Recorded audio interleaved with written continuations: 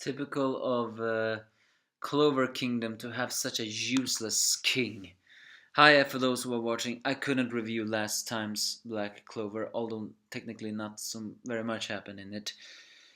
But we're finally introduced to the Clover King. And let me tell you, he is just as ugly as we all expected. Maybe more so. I mean, just looking at him makes me want to hurl. And it turns out that this uh, king, well, this is not surprising, but this king is an extremely petty and jerkish man.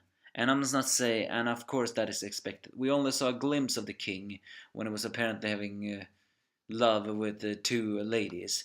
But looking at this place, I mean, king, I'm actually wondered who would ever want to make love to that kind of man. But yeah, it turns out that mm, uh, this king is a very petty and childish person. And he doesn't like the Sorcerers Emperor because the Sorcerers Emperor is more popular than him. But let me tell you, the way the king acts like this one, he is almost like a complete immature child. Although the people of this kingdom is actually making a very good point, something that I myself wondered when I began reading this manga, and that was, can't the magic emperor become king instead? Because, before this manga entered that arc, I actually presumed the sorcerer emperor were the kings of their kingdoms. And I actually think there was some minor hints that that was actually to be the case. It's just that I think he changed in the last mind. But no, the Sorcerers Emperor are not the kings, so to speak. They are the head of the military. Almost second most important person besides the king. But it's clear that the people only love the emperor, not the king. And the king do not like that. He also doesn't like the Golden Dawn captain, Vengeance, simply because, well, he has the color of gold. So yeah, this king is obnoxious. Just like his face. So in order to get this and another thing is, he demands the people scream his names more loudly. So in order to get the race of everything else, he tells the people that they have know the hideout of the White Knight Demon Eye, and there will be an exam soon on which he will pick out a royal knights. Uh, One which those the strongest which will attack the Clover Kingdom. Of course, Aster and Juno, being the honest guys that they are, immediately said, shouldn't the Emperor also pick it out? I mean, the Sorcerer's Emperor also pick it out. So yeah, although Aster is the one who's being real honest, the king of course wants to execute them, but the Sorcerer's Emperor say, but they are important people. So yeah, the exam will start. So does that mean we're finally gonna have the Magic Knights of the Clover Kingdom square off against each other? I mean, they're all looking forward to it. And does that mean that finally Noelle is gonna kick her annoying siblings' ass? It's clear that Jack the Ripper looks forward in beating Yami. I don't know why he hates Yami so much, but I think maybe it's a one-sided rivalry. If I have to guess, maybe he picked a fight with Yami and Yami kicked his ass because, well, Yami's Yami.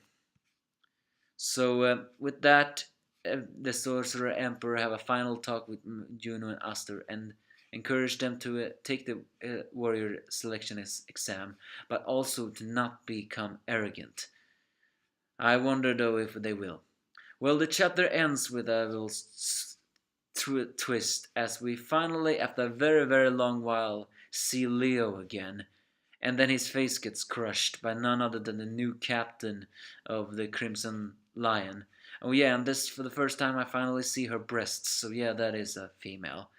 And now we see her personality. She is nothing like Fuego Leon was. While Fuego Leon was a little bit hot-headed and passionate in battle, he was more calm-headed, relaxing, and more of a leader. This one is more of a hothead than Leo was. She screams at her troops, blames them for becoming number 5, and says that before you die on a mission, I'm gonna kill you all right here and now.